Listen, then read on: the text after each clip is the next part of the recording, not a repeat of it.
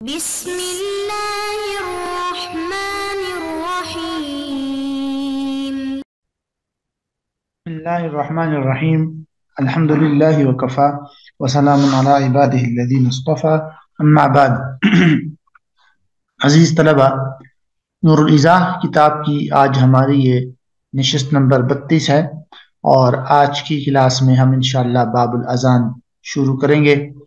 اذان کا باب شروع کرنے سے پہلے دو تین تمہیدی باتیں آپ ذہن میں رکھ لیں، اور اس کے بعد انشاءاللہ پھر ہم یہ باب شروع کریں گے۔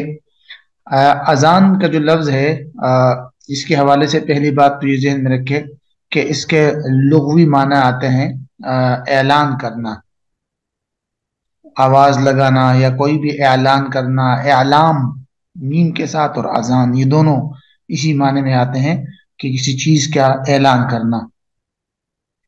پھر جہاں تک اصطلاحی تعریف کی بات ہے تو علماء نے لکھا ہے کہ نماز کے وقت مخصوص الفاظ کے ذریعے لوگوں کو نماز کی اطلاع دینا یہ کہلاتی ہے، یعنی اذان۔ نماز کے وقت مخصوص الفاظ میں لوگوں کو نماز کے لیے اطلاع دینا۔ اذان کے بارے میں آتا ہے کہ جب سرور دو عالم صلی اللہ علیہ وسلم ہجرت فرما کر مدینہ منورہ تشریف لے گئے تو شروع میں نماز کے لیے لوگ اندازے سے مسجد میں حاضر ہوتے تھے، جیسے وقت ہو جاتا تھا تو وہ حاضر ہو جاتے تھے مسجد میں، اس کے لیے کوئی اعلان نہیں کیا جاتا تھا۔ لیکن اس کے لیے بسا اوقات کافی انتظار کی بھی زحمت اٹھانی پڑتی تھی اور مشکلات بھی پیش آتی تھی، بعض لوگوں کو نماز کے ٹائم پتہ چلنے میں بھی مسئلہ ہوتا تھا۔ تو اس حوالے سے یہ گفتگو چلی کہ نماز کے وقت کوئی علامت ہو جانی چاہیے، مقرر ہونی چاہیے جو ہمیں یہ بتائے اور اس علامت سے ہمیں پتہ چلے کہ نماز کی جماعت کا ٹائم ہو چکا ہے۔ تو مختلف مشورے ہونے لگے، بعض لوگوں نے مشورہ دیا کہ عیسائیوں کی طرح ناقوس بجایا جائے، بعض لوگوں نے مشورہ دیا کہ یہودیوں کی طرح سینق بجایا جائے، بعض نے آگ جلانے کا مشورہ دیا۔ بہرحال حضرت عمر رضی اللہ عنہ کے بارے میں آتا ہے کہ انہوں نے مشورہ دیا تھا کہ جب نماز کا وقت ہو جائے تو کسی آدمی کو جس کی آواز بلند ہو وہ آبادی میں بھیج دیا جائے اور وہ بلند آواز سے لوگوں کو بلائے۔ تو فی الحال ابتدا میں یہی طریقہ اختیار کیا جانے لگا۔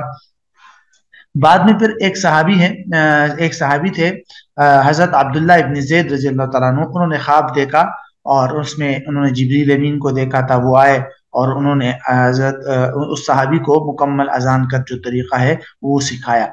وہ جب نیند سے بیدار ہوئے تو آپ صلی اللہ علیہ وسلم کی پاس تشریف لائے اور یہ مکمل خواب سنایا۔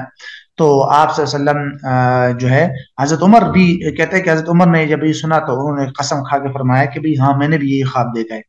اور آپ صلی اللہ علیہ وسلم نے پھر جو ہے اس پر اللہ تعالیٰ کا شکریہ ادا فرمایا، اور کہ بھئی اللہ تعالیٰ کا شکر ادا فرمایا کہ بھئی اللہ تعالیٰ نے اذان دینے کا ایک طریقہ امت کو عطا کر دیا۔ اور پھر آپ صلی اللہ علیہ وسلم نے اس کی تائید کی اور حضرت بلال کو حکم دیا کہ وہ یہ اذان شروع کرے۔ تو اس طرح یہ اذان جو ہے وہ اذان کا وہ شروع ہو گیا۔ پھر اس پر تفصیلات موجود ہے، وہ انشاءاللہ آپ حدیث کی کتابوں میں، بڑی کتابوں میں دیکھیں گے کہ مؤذن کے لیے کیا کیا شرائط ہے، کیا تفصیلات ہے، یا مؤذن کے لیے کیا اجر و ثواب ہے، پھر اذان سے کس طرح بھاگتا ہے، اور اس طرح جو مختلف فضیلتیں ہیں یہ احادیث کی کتابوں میں انشاءاللہ آ جائے گی۔ بہرحال یہ تو اذان سے متعلق ایک دو ابتدائی باتیں تھی۔ بنیادی طور پر سب سے پہلے مصنف نے یہاں پر اذان اور اقامت کا حکم بیان کیا ہے کہ اذان دینا یا اقامت کہنا، اس کا شرعی حکم کیا ہے۔ شرعی حکم اذان کا یہ ہے کہ جو فرض عین نمازیں ہیں، جیسے 5 نمازیں، ان فرض عین نمازوں کے لیے اذان اور اقامت دونوں کے دونوں سنت مؤکدہ ہے۔ ٹھیک ہے، دونوں کے دونوں سنت مؤکدہ ہے۔ جماعت کے ساتھ کوئی پڑھتا ہے یا انفرادی طور پر پڑھتا ہے، اس کے لیے اذان دینا اور اقامت جو ہے وہ سنت مؤکدہ ہے۔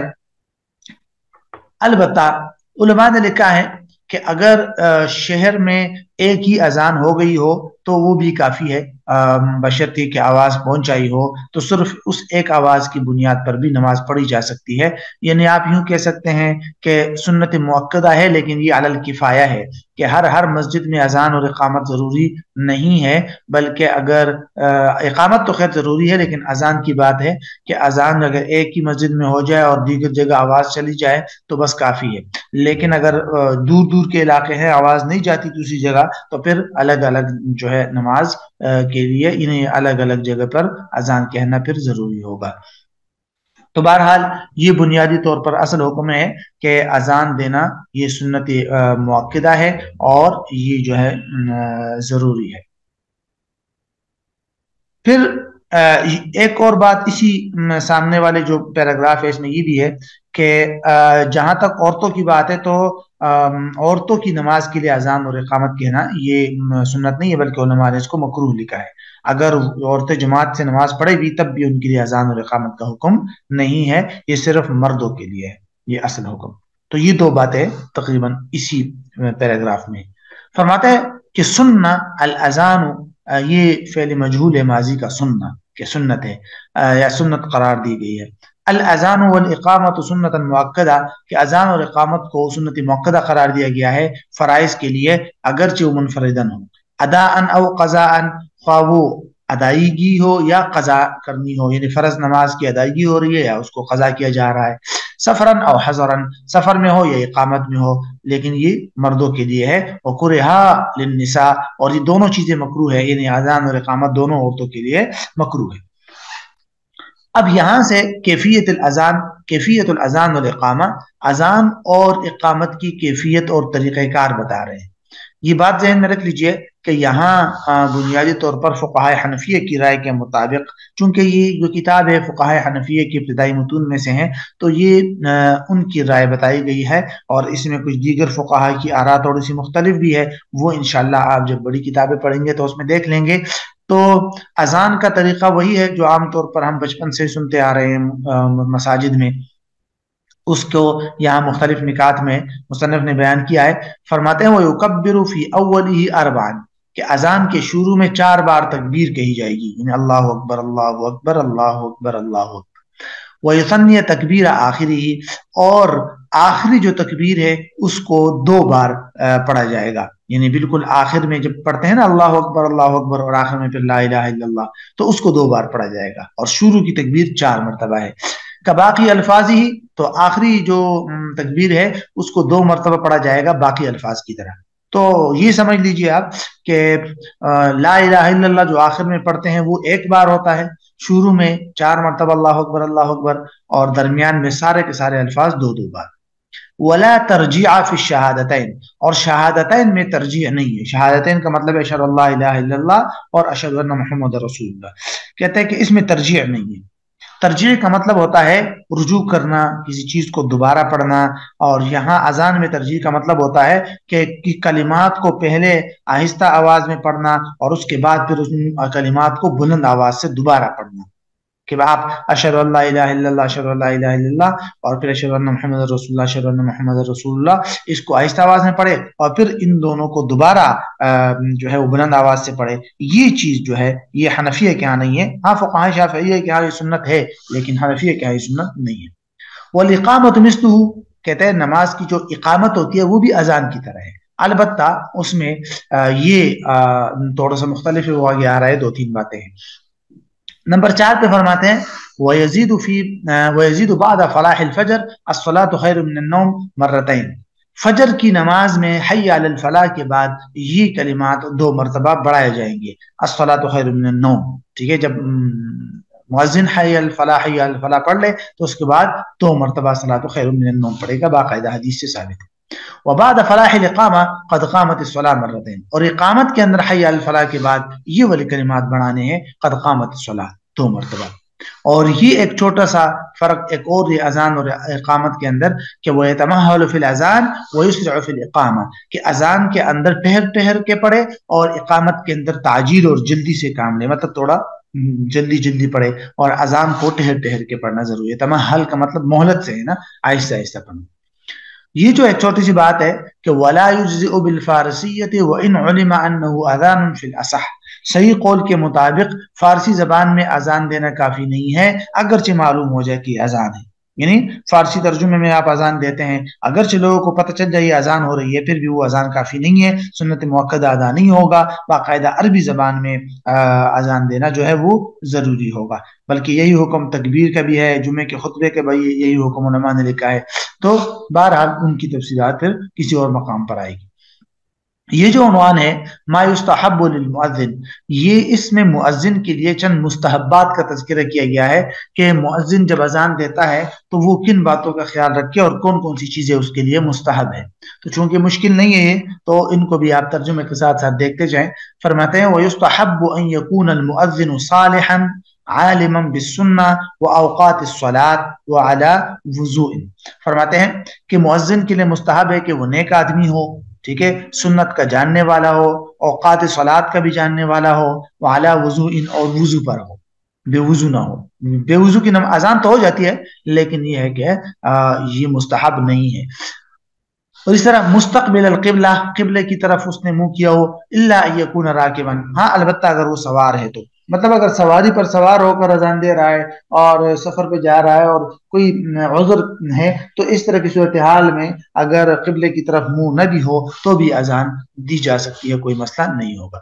وَيَجْعَلَ أُصْبُعَيْهِ فِي أُذُنَيْهِ، اور وہ اپنے دونوں انگلیوں کو اپنے کانوں کے اندر رکھے۔ یہ بھی ایک مستحب عمل ہے کہ اذان دیتے وقت کانوں کے سوراخوں کو شہادت کی انگلیوں سے بند کیا جاتا ہے کیونکہ اس سے آواز بلند ہوتی ہے اور وہی مقصود اور مطلوب بھی ہے، تو بہرحال علماء نے لکھا ہے کہ یہ بھی ایک مستحب طریقہ ہے اور باقاعدہ حدیث سے بھی ثابت ہے۔ وَيُحَوِّلَ وَجْهَهُ يَمِينًا بِالصَّلَاةِ وَيَسَارًا بِالْفَلَاحِ، کہتے ہیں کہ اپنے چہرے کو دائیں طرف پھیر دے حی علی الصلاۃ پر، وَيَسَارًا بِالْفَلَاحِ، اور بائیں طرف پھیرے حی علی الفلاح پر، سینہ تو نہ پھیرے، سینہ تو سامنے ہی رہے گا، صرف چہرے کو دائیں اور پھر بائیں طرف۔ وَيَسْتَدِيرَ فِي صَوْمَعَةٍ، صومعہ جو ہے ویسے تو صومعہ اس کھوچڑی کو کہتے ہیں یا راہب لوگ جو عیسائی لوگ جہاں عبادت کرتے تھے، لیکن یہاں اس سے مراد وہ مینارہ یا وہ کمرہ یا وہ جگہ ہے جو پرانے زمانے میں اذان دینے کے لیے خاص کیا جاتا تھا، تو اس کے اندر گھومیں تاکہ ہر طرف آواز جائے، چونکہ آج کل لاؤڈ سپیکر وغیرہ ہے تو یہ استدارہ یا یہ استدیر کا جو حکم ہے کہ بھئی وہ گھومے دائیں بائیں اور آگے پیچھے چاروں طرف، وہ کوئی مطلب اس کی ضرورت نہیں ہے۔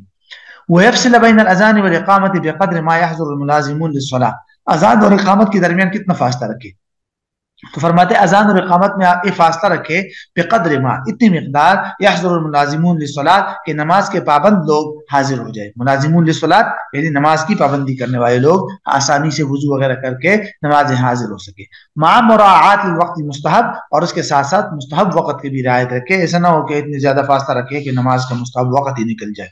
بہرحال لیکن مغرب میں یہ تو عام نمازوں کا حکم تھا، مغرب نماز کی اذان اور اقامت کے درمیان میں کتنا فاصلہ ہو، تو فرماتے ہیں وفی المغرب بسکتۃ قدر قراءۃ 3 آیات قصار، کہ اتنی یعنی کم مقدار میں سکتہ کے برابر فاصلہ کرے جتنے میں 3 چھوٹی آیات پڑھی جا سکتی ہو، او 3 خطوات، یا 3 قدم جتنے ٹائم میں انسان لے سکتا ہوں، بس اتنا فاصلہ رکھے اور اس سے زیادہ فاصلہ نہ رکھے۔ اصل وجہ وہی ہے تاکہ نماز مغرب کی نماز میں جلدی کرنا افضل ہوتا ہے، تاخیر میں اس مغرب کی نماز میں کراہت جو ہے وہ نماز مکروہ وقت میں داخل ہو سکتی ہے۔ وَيُثَوِّبُ بَعْدَ الْأَذَانِ كَقَوْلِهِ الصَّلَاةُ يَا مُصَلِّينَ، اور نماز کے بعد تصویب دی جا سکتی ہے، جیسے کہ کوئی کہتا ہے کہ بھائی نماز کا وقت ہے، نماز کا وقت ہے، ایک نماز پڑھنی ہو، اے پڑھنے والوں، یہ بات ذہن میں رکھیے یہاں تصویب کا حکم بتایا گیا ہے۔ تصویب کا مطلب ہوتا ہے کہ اذان کے بعد کسی کو نماز کی یاد دہانی کرانا، اذان کے بعد کسی کو نماز کی یاد دہانی کرانا کہ بھئی چلو نماز کا ٹائم ہو گیا۔ پہلے تو علماء نے اس کو منع کیا تھا اور اس کی وجہ یہی بیان کی گئی کہ بھئی اگر اس کے لیے ایک متعین الفاظ استعمال کیے جائیں گے اور لوگ اس کو ضروری سمجھیں گے تو بڑی مشکلات پیش آ جائے گی، تو اذان ثانی کے حکم میں ہو جائے گا، کہ الفاظ بھی متعین ہو اور لوگ اس کو ضروری سمجھنے لگ جائے، پھر تو بڑے مشکل پیش آ جائے گی اور یہ ایک بدعت کی شکل اختیار کر جائے گی. تو علماء نے اس پر نکیر کی تھی اور منع کیا تھا اس کو. البتہ جو مصروف لوگ ہوں جیسے قاضی وغیرہ تو ان کو آواز دینے میں کوئی حرج نہیں سمجھتے تھے. لیکن آہستہ آہستہ لوگ جو ہے نا تصویب کے محتاج بھی ہو گئے، اور تو اب علماء نے لکھا ہے کہ اگر کوئی متعین الفاظ نہ ہو اور اس کو باقاعدہ لازم ضروری نہ سمجھا جائے تو پھر ہر نماز کے لیے لوگ جو ہے وہ دوسروں کو بلا سکتے ہیں، کوئی مسئلہ نہیں اذان کے بعد، اور اس میں کوئی حرج نہیں ہے. تو یہاں سے وہی بات بتائی گئی. ما یکرہ فیہما وما یستحب، اذان اور اقامت دونوں کے اندر کیا چیزیں مستحب ہے اور کیا مکروہ ہے، یعنی اذان اور اقامت کے دوران. فرماتا ہے ویکرہ التلحین، تلحین مکروہ ہے. تلحین لحن سے ہیں اور اس کا مطلب ہوتا ہے نا لے کے ساتھ کوئی چیز پڑھنا، یعنی گانے کی طرز پر ترنم اور سر پیدا کر کے پڑھنا.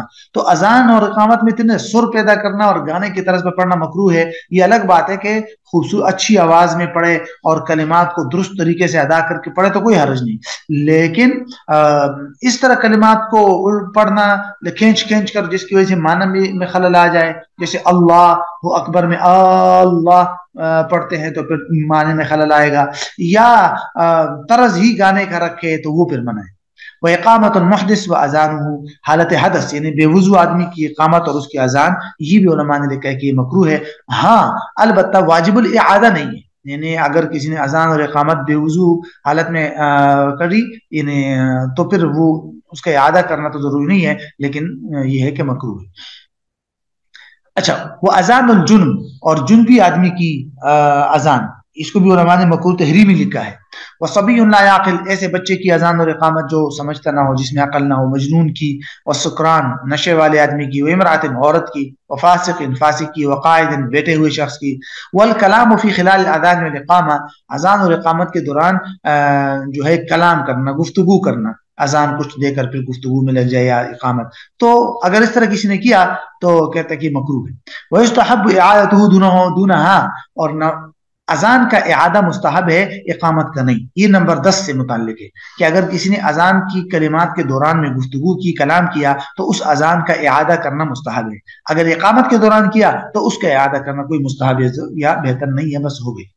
وَيُكْرَهَانِ لِظَهْرِ يَوْمِ الْجُمْعَةِ فِي مصر، شہر میں جمعے کے دن ظہر کی نماز کے لیے اذان اور اقامت کہنا مکروہ ہے. یعنی ایک مرتبہ ایک آدمی ہے، اس سے جمعے کی نماز نکل گئی، حالانکہ اس پر جمعے کی نماز واجب تھی، لیکن اس سے جمعے کی اذان جو ہے نماز فوت ہو گئی، قضا ہو گئی. اب وہ اس کے لیے الگ سے پھر اذان بھی کہہ رہا ہے، اقامت بھی کہہ رہا ہے، تو اس کو علماء نے مکروہ لکھا ہے کہ ایسا نہ کرے. اچھا جی، الاذان للفوائد، قضا نمازوں کے لیے اذان. تو ایسے شخص کے لیے علماء نے لکھا ہے کہ یعنی قضا نماز اگر کوئی شخص وہ کر رہا ہے، پڑھ رہا ہے، قضا کر رہا ہے، تو ایسا شخص بھی قضا نماز کے لیے اذان بھی دے اور اقامت بھی دے. اگر نماز قضا نماز ایک سے زیادہ ہے اور ساری کی ساری یا 2-3 قضا نماز ایک وقت میں پڑھنا چاہتا ہے تو پہلی نماز کے لیے اذان اور اقامت دونوں کہیں اور باقی نمازوں کے اندر صرف اقامت کہیں. اذان پھر ضروری نہیں ہے، اذان کو چھوڑا جا سکتا ہے. ٹھیک ہے، تو کہتے ہیں وَيُؤَذِّنُ لِلْفَائِتَ، فوت شدہ نماز کے لیے اذان بھی دے اور اقامت بھی کہے. وَقَضَى لِأُولَى الْفَوَائِدِ، اور اس طرح اگر قضا نمازیں کئی ہو تو اس کی پہلی نماز کے لیے جو ہے وہ اذان کہیں. وَكُرِهَ تَرْكُ الْإِقَامَةِ، لیکن اقامت کو چھوڑنا تو مکروہ ہے. یعنی باقی مثلا آپ 3 4 5 قضا نمازیں ایک ساتھ پڑھ رہے ہیں اور پہلی نماز میں آپ نے اذان اور اقامت دونوں پڑھی، باقی نمازوں میں آپ اذان چھوڑ رہے تو کوئی حرج نہیں، اقامت چھوڑیں گے تو مکروہ ہوگا. یہی کہہ رہے. اور کُرِهَ تَرْكُ الْإِقَامَةِ دُونَ الْأَذَانِ، اقامت کو چھوڑنا مکروہ ہے، اذان کو چھوڑنا مکروہ نہیں ہے. فی البواقی، باقی قضا نمازوں میں. ان اتحد مجلس القضاء، اگر جو قضا نمازیں ہیں ان کی مجلس اگر ایک ہے، ایک ہی مجلس میں 2 3 4 قضا نمازیں اگر کوئی آدمی پڑھنا چاہتا ہے نا، جیسے میں نے بتا دیا، تو پہلی نماز کے لیے تو اذان اور اقامت دونوں، اور باقی نمازوں کے لیے اگر اذان اور اقامت دونوں ہو تو بہتر ہے. اذان چھوڑ دے تو کوئی مسئلہ نہیں، اور اگر اقامت بھی چھوڑے گا تو پھر یہ مکروہ ہے. ٹھیک ہے، تو یہ ہے اصل حکم قضا نمازوں کے بارے میں. یہاں سے اذان کے جواب کا حکم ہے. اذان کے جواب کے بارے میں یہ بات ذہن میں رکھ لے کہ اذان کا جو جواب ہے وہ 2 قسم کا ہوتا ہے. ایک کہلاتا ہے ایجابی قولی اور دوسرا کہلاتا ہے ایجابی عملی. ایجابی قولی کا مطلب ہوتا ہے کہ مؤذن جو کلمات کہتا ہے ان کلمات کا زبانی جواب دینا، وہ اللہ اکبر کہتا ہے تو آپ بھی اللہ اکبر کہیں یا اس طرح، ٹھیک ہے، آگے جو آ رہا ہے تفصیل کے ساتھ۔ اور یہ ہے ایجابی قولی، اور اس کے بارے میں تمام علماء کا اتفاق ہے کہ مستحب ہے، کوئی فرض یا واجب یا لازم نہیں۔ اور دوسری چیز ہے ایجابی فعلی۔ ایجابی فعلی کا مطلب ہوتا ہے کہ اذان کے بعد نماز کے لیے مسجد جانا۔ یہ علماء نے لکھا ہے، بعض علماء نے اس کو واجب لکھا ہے، بعض نے اس کو موقدہ لکھا ہے، لیکن بہرحال ہے یہ بھی یہ ضروری کے حکم میں آتا ہے۔ سنت موقدہ بھی کوئی کم درجے کا حکم نہیں ہے۔ تو یہاں سے فرما رہے ہیں کہ اذا سمع المسنون منہ، جب اذان مسنون اذان کوئی شخص سنے تو امسک عن التلاوہ، تو تلاوت سے رک جائے۔ یہ امسک عن التلاوہ اس لیے بیان بند کر دیا، اس میں یہ بھی داخل ہے کہ ہر قسم کے کام سے رک جائے، اور صرف تلاوت کی بات نہیں ہو رہی۔ تلاوت چونکہ ایک ثواب کا کام ہے تو اس کا ذکر کر دیا تو باقی چیزوں کا خود حکم معلوم ہو جائے گا۔ وقال مثلہ، اور جواب میں مؤذن کو اسی طرح کلمات کہیں جس طرح مؤذن کہتا ہے۔ وہ اللہ اکبر کہتا ہے تو آپ بھی اللہ اکبر کہیں، وہ اشہد ان لا الہ الا اللہ کہتا ہے آپ بھی اشہد ان لا الہ الا اللہ کہیں۔ ہاں البتہ تھوڑا سا مختلف ہے، دو تین چیزیں وہ آگے آ رہی ہے۔ وحوقل فی الحی علتین، حی علتین کے اندر حوقلہ کہیں۔ حی علتین کا مطلب ہے حی علی الصلاح، حی علی الصلاح، اور حی علی الفلاح، حی علی الفلاح۔ ان کے اندر حوقلہ کا مطلب ہے لا حول ولا قوت الا باللہ، وہ پڑھنا ہے، ٹھیک ہے۔ اور آگے صبح کی اذان میں الصلاۃ خیر من النوم جب کہتا ہے مؤذن تو اس کے جواب میں صدقت و بررت کہیں، یا آپ کہیں ماشاء اللہ، ٹھیک ہے، جب مؤذن یہ کہتا ہے الصلاۃ خیر من النوم۔ تو یہ ہے بنیادی طور پر مکمل اذان کا جواب کا طریقہ۔ اذان کے مکمل ہونے کے بعد اذان کی دعا پڑھنا، علماء نے کہا کہ یہ زیادہ مناسب ہے کہ آپ درود شریف پڑھیں اور اس کے بعد پھر آپ صلی اللہ علیہ وسلم کی وسیلہ کے ساتھ دعا کریں، فیقول، اور یوں کہے، وہ جو مشہور دعا ہے کہ اللہم رب هذه الدعوۃ التامہ، اے میرے رب جو اس دعوت تامہ کے رب ہے، والصلاۃ القائمہ، اور قائم ہونے والی نماز کے رب ہے، آت محمد الوسیلہ والفضیلہ، حضرت محمد صلی اللہ علیہ وسلم کو وسیلہ اور فضیلت عطا فرما، وابعثه مقاما محمودا الذی وعدتہ، اور آپ صلی اللہ علیہ وسلم کو وہ اس مقام میں مطلب بھیج دیجئے جس محمود مقام کا آپ نے اس کے ساتھ وعدہ کیا۔ اور بعض روایت میں یہ بھی آتا ہے، ان کے اس کے آخر میں یہ بھی ہے انک لا تخلف المیعاد، بعض احادیث کے اندر یہ بھی آتا ہے۔ تو یہ نماز کی یعنی کہ اذان کے جواب کے آخر میں، یا اذان کی دعا ہے، جب اذان مکمل ہو جائے تو اس کے بعد یہ دعا پڑھی جاتی ہے۔ اور علماء نے یہ بھی لکھا ہے کہ اذان کے بعد درود شریف پڑھ کر یہ دعا پڑھ کر دعا اپنے لیے کوئی بھی دعا کی جائے، یہ جو ہے ایسا مقام یا ایسا وقت ہوتا ہے کہ جس وقت دعا جو ہے وہ قبول کی جاتی ہے۔ تو بہرحال یہ باب الاذان ہمارا جو ہے یہ مکمل ہو گیا الحمدللہ۔ اس کے بعد ہم انشاءاللہ یہاں سے شرائط صلاۃ اور ارکان صلاۃ کی تفصیلی جو بھی بحث ہے وہ انشاءاللہ یہاں سے شروع کریں گے۔